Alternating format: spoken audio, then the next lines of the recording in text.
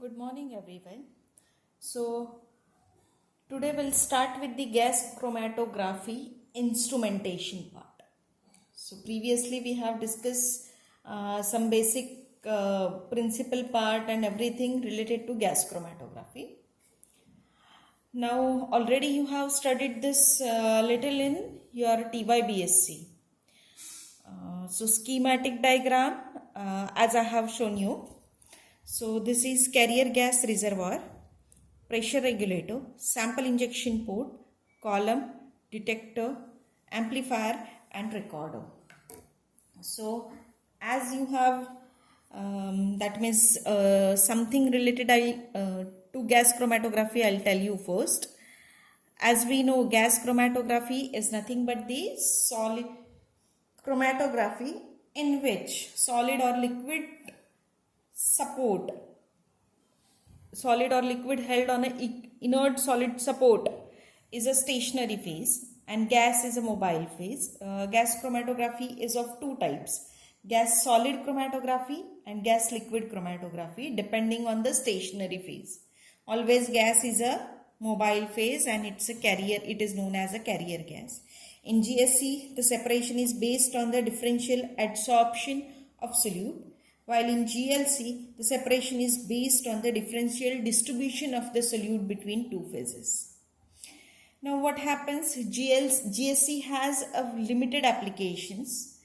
It can be used only for the separation of certain low molecular weight gaseous species, while GLC finds widespread application in all fields of science. Hence, its name was shortened to gas chromatography or GC.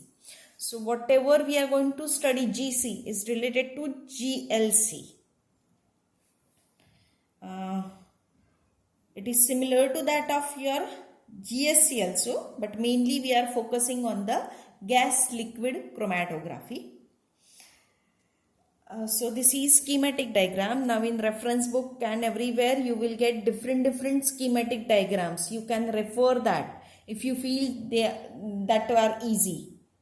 But the basic instrumentation is same, that is carrier gas reservoir is there, your pressure regulator, sample injection port, column, detector, amplifier and recorder is there. Now today different types of gas chromatographic instruments are available in the market at the cost which vary from the 3 lakhs to 50 lakhs. So depending on your, you can say that your necessities, you can purchase any one of that. Now we'll discuss one by one each component in detail. So very first we'll start with the carrier gas. Carrier gas or your mobile phase. So carrier gas which you are going to use, that must be chemically inert, should not react with the components of the sample or with the stationary phase. It should be easily available in its purest form, as well as it should be available at relatively inexpensive rate. So these are some important, you can say that, requirements for the carrier gas. Generally the choice of carrier gas depends on the type of detector used. So which type of detector you are preferring, depending on that you can choose the carrier gas. So argon, helium, hydrogen, nitrogen, etc. are chosen as a carrier gas. Generally this carrier gas reservoir is always associated with pressure regulator, because it's very important in case of gas chromatography that the pressure pump must be there. So generally carrier gas reservoir is associated or equipped with the pressure regulator as well as flow meter. So flow rate of carrier gas is maintained by this pressure regulator. The inlet pressure generally ranges from 10 to 50 psi, which leads to flow rate of 25 to 150 ml per minute with packed column and 1 to 25 ml per minute with open tubular capillary column. So this is a difference that is depending on if you are going to put the pressure of 10 to 50 psi, then whether the capillary column is used or whether the packed column is used, depending on the pressure will change. Many modern gas chromatographic instruments are equipped with electronic flow rate meters, which are computer controlled to maintain the flow rate at desired level. So nowadays, as everything is computerized, so they are, you can say that, attached with the computer, and you can directly feed the data what pressure you need. It will be auto controlled. So this is about the carrier gas reservoir and pressure regulator. Now we are going to discuss about the sample injection port, very important in case of gas chromatography. So the sample injection system should deliver a proper size sample at once. So slow injection and oversized sample can cause band broadening, or you can say that your poor resolution will be there. So always your sample injection port should deliver a proper size sample. Commonly, sample injection is a micro syringe. That is, it's very simple, micro syringe is used. Nowadays, some well-equipped mechanical sample injection ports are also available. Generally, the sample injection port temperature is 60 degree above the normal boiling point of analyte. So, for ordinary column, the sample size vary from 0.1 to 20 microliter. You can imagine such a small size sample is delivered. And for capillary column, it is very small size, that is less than 10 raised to minus 3 microliter. That means you can imagine that how your sample injection port must deliver a very little amount of sample. So it should be of that level. So generally for whenever you are going to use a very small amount of sample, at that time along with this port, the sample splitter is also used. Now next we have to discuss, that is about the columns.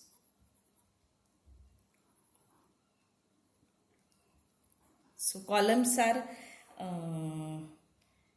considered as a heart of gas chromatographic instrument. Now chromatographic columns are of different sizes. Generally always the columns are placed in a thermostat. So now we'll discuss in detail of the columns. So column size vary in the length from 2 meter to 100 meter or even more. So such a long column we can't put in a straightened form.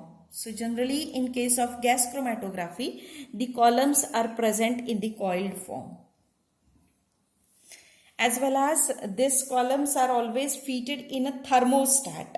So such a long thermostat we are not able to provide, hence they are present in a coiled form, and generally the diameter of coil is about 15 centimeter. These columns are made up of glass, stainless steel, fused silica or even Teflon. So along with this, even you can use some other metals also. The columns used in gas chromatography are mainly of two types. That is open tubular column and packed column. So we'll discuss one by one. Open tubular column, or also known as a capillary column.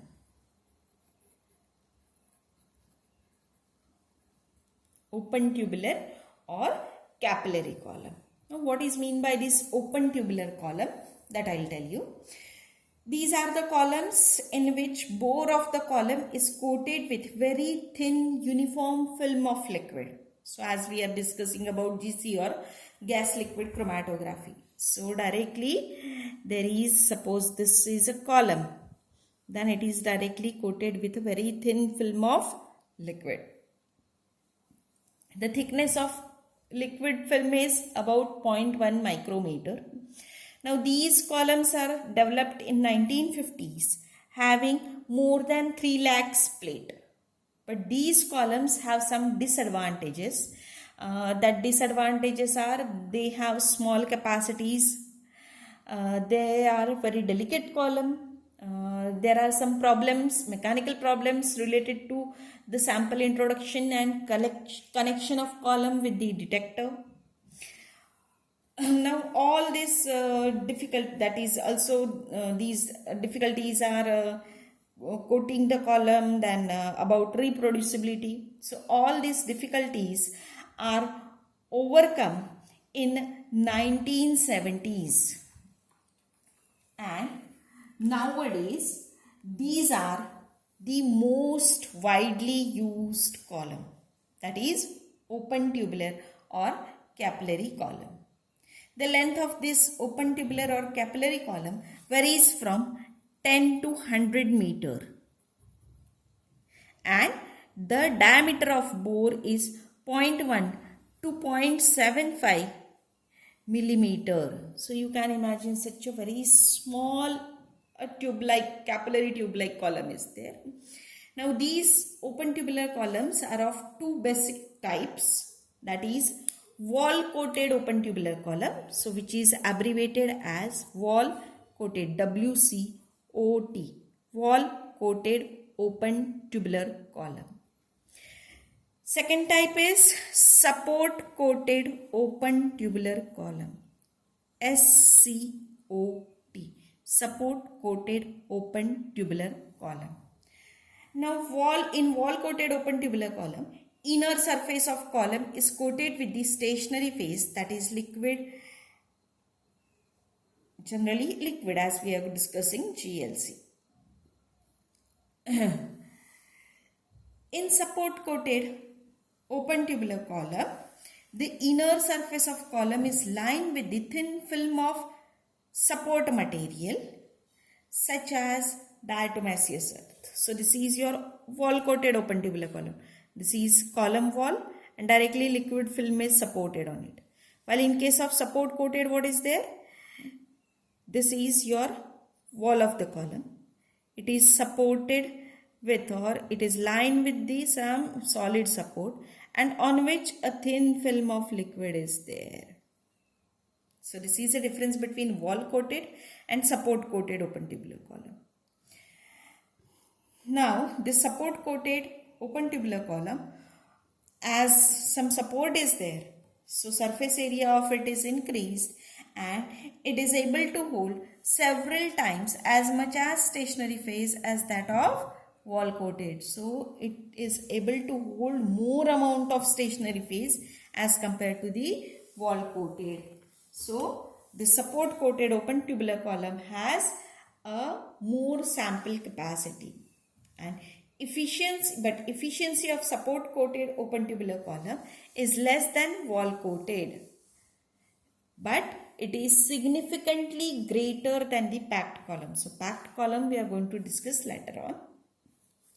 Previously, wall coated columns were constructed from the stainless steel, aluminium, copper or plastic. But nowadays they are going to use the glass. The glass is often etched with the gaseous HCl or with the strong aqueous HCl or with the potassium hydrogen fluoride. Now what will happen? If gas, this is a glass surface, then it is etched. So what will happen? The surface area will increase, and then on that increased surface area you are going to use the solid support. Due to that, again surface area will increase, and on that solid support you are going to you can say that hold, or you are going to put a liquid film. So that what will happen? The surface area will be more, and when the etched glass is used at that time, it gives extra support to the stationary phase. Now along with this, one more type of column is used in case of open tubular, that is fused silica open tubular column, FSOT, fused silica open tubular column. These columns are prepared from specially purified silica that contains minimal amount of metal oxide. So it is made from the purest silica. A very less contamination is there. These columns have much thinner wall. So the columns are given a added strength by outside protection, and that outside protection is a polyamide coating, or you can say that polymer coating is always there.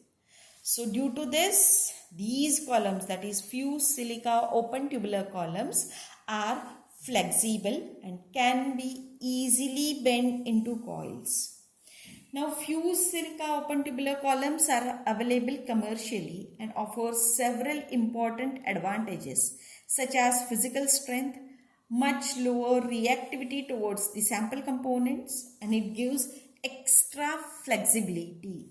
So, most widely used fused silica columns have inner diameter 260 to 300 micrometer, and high resolution columns have inside diameter 150 to 200 micrometer. So such a small inner diameter fused silica open tubular columns are preferred.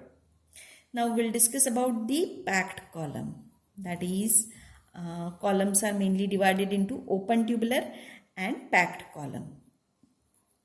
Open tubular can be available as wall coated, support coated, fused silica, open tubular column, etc. Now we'll discuss about the packed column.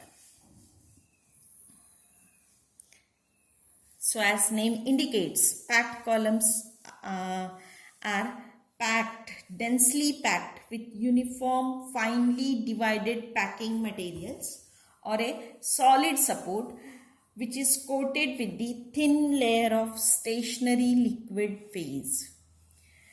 These packed columns are fabricated or prepared from the glass, stainless steel, copper, aluminium, or Teflon.